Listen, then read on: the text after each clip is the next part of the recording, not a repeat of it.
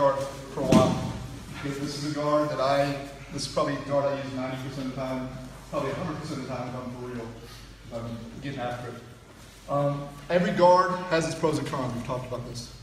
Generally, you're looking at submitting, sweeping, defending strikes, not having your guard passed, standing up. Okay.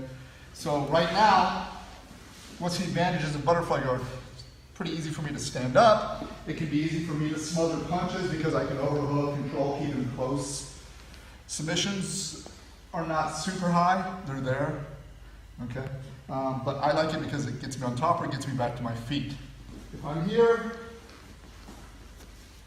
I can also smother punches. I can make it harder for me to back away, but it's much harder for me to get to my feet. And it's actually a little bit harder for me to sweep them because I don't have the power of my legs.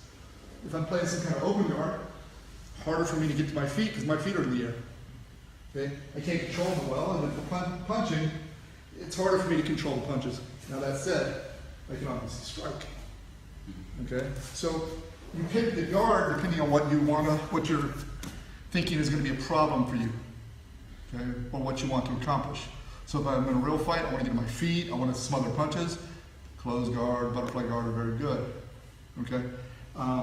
If I'm on my back and I can't get up, okay, then some sort of open guard where I can kick or I can keep distance between us can be good, but again, I'm not controlling him at all, so I have to be aware of punches as well. Okay, so let's talk about the basic butterfly guard position. In this situation, I don't want my feet really close to my body because now the ability to press is gone. And if my feet are really straight, again, I have no range to press and it's going to be easy for him to manipulate my legs. So I want about a 90-degree bend and about a 90-degree bend this way. Okay, I don't want my legs to get smushed together and I don't want them to get pushed apart. So for instance, if he pushes this knee, I want to keep that position. I don't want my knees to get shoved together. They lose all their power. My knees are kind of outside his hips. Okay? Now to kind of reinforce this, a lot of times I'll keep my elbows in so he tries to push my knees together. My elbows act like a block.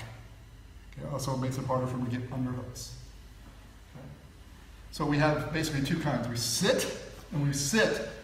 I don't want my shoulders above my hips or behind my hips, so if he just gives me a little push, I fall back. I keep my butt back so I have good base. Also right now it makes it much easier for me to get up. If I'm leaning back, then you have to do this big lean forward to get up. Does that make sense? Okay, so you'll hear people say, oh, you need the underhooks, you need the overhooks. What I need to stop is him connecting his chest to my chest. Okay, so when I do this, it's harder for him to flatten me out. Okay. If he gets underneath, see how he's tight? I need to get my arms over and my hands often in front, just like standing. If he goes for an underhook, I need to win the underhook, or if he goes for the underhook, I need to keep this in the way. If he gets the underhook and I'm like this, he's going to have power on me. Same thing here. So we're going to talk about a couple worst case scenarios first of keeping the guard. If you can't keep the guard, no guard will help you. Okay, so the first one is he wants to flatten me out. Now understand, I want to stay a ball. Pass to the side. Get side control. Go to the other side, right?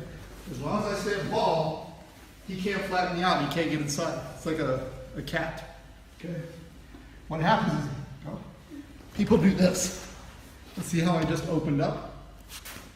Be a ball. It's very zen. Okay? So here. So now we're going to deal with here. If he pummels inside, right?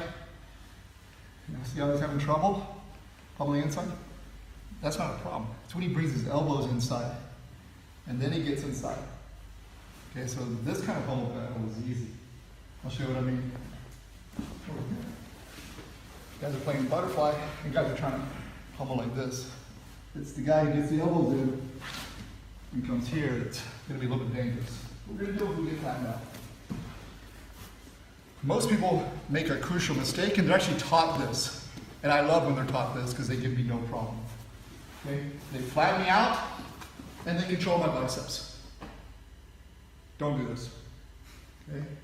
As long as his elbows are away from his knees, he's not going to give me any trouble.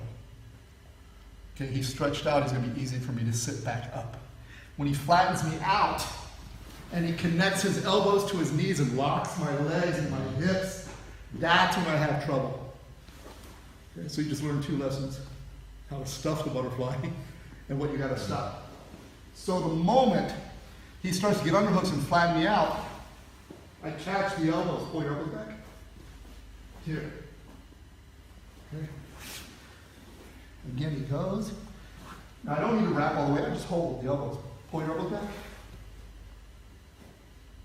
Here. And now it's going to be absolutely no problem to sit back up. But you have to make that instinct. Okay, so we'll just practice this a little bit. He'll get the underhook as he starts to that's him here. Okay. And we'll talk about getting back to our feet in a second. All right. Don't do this as much as you'll do this a little bit, but try to bring him, stretch him out a little bit. You got to lay back a little bit to stretch him. Okay. But we'll talk about that in a second. All right, go. That's okay.